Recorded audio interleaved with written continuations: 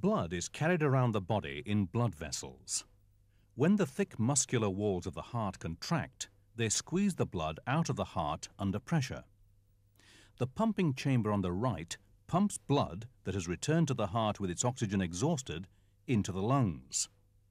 Blood containing oxygen is pumped from the left pumping chamber under pressure to begin its journey around the body to the vital organs.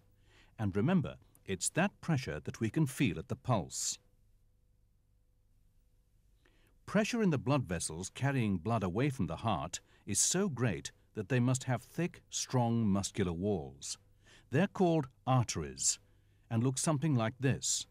And you can imagine what would happen if this was cut. The blood would spurt out under great pressure with every beat of the heart.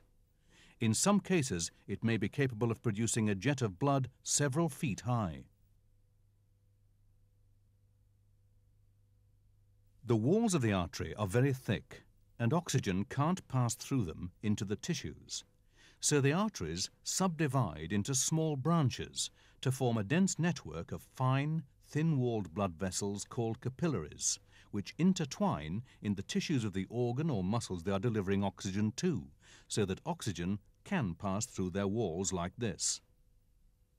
If a wound damages capillaries, only minor bleeding occurs, which is easily controlled. Bruises are caused by capillaries rupturing under the skin. So how does blood get back to the heart from these tissues? Well, the capillaries rejoin to form larger blood vessels called veins. Some of these are as big to look at as arteries, but if you look at their walls, you will see that the walls are much thinner, as there's not so much blood pressure to withstand.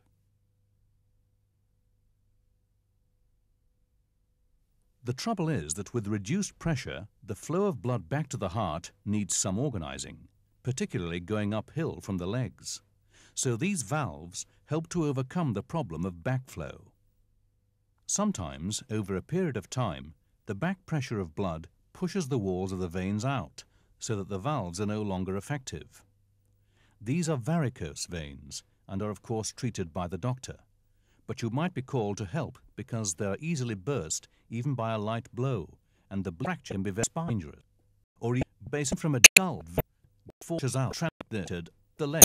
And this is from an artery or vein fracture cause veins bleeding caused it. It's important that you casually are calling it their large blood from pillar. It can be difficult to make sure bleeding casual and fracture no bone. It's especially not unconscious. If you could otherwise a clear of what isn't, or is there the wound. For instance, incised wounds caused by broken glass or a blade may be deep and sever other parts such as tendons. Bleeding is often severe.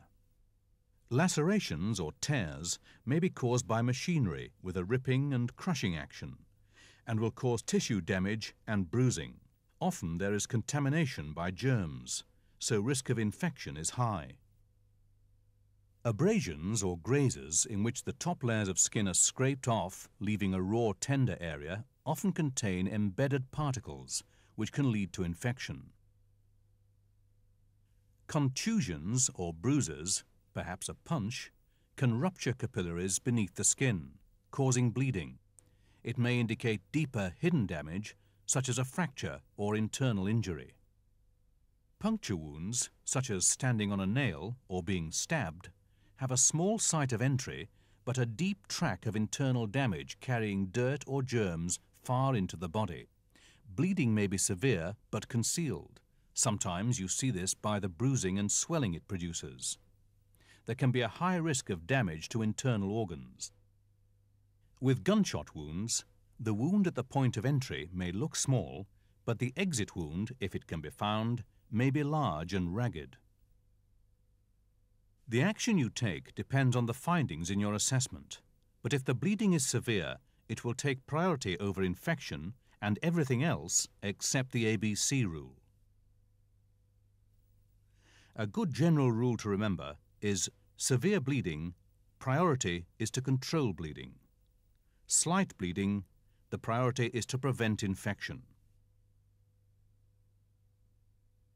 Fortunately for us, the body has devised its own mechanisms to stop bleeding. As soon as it senses bleeding, it forms blood clots.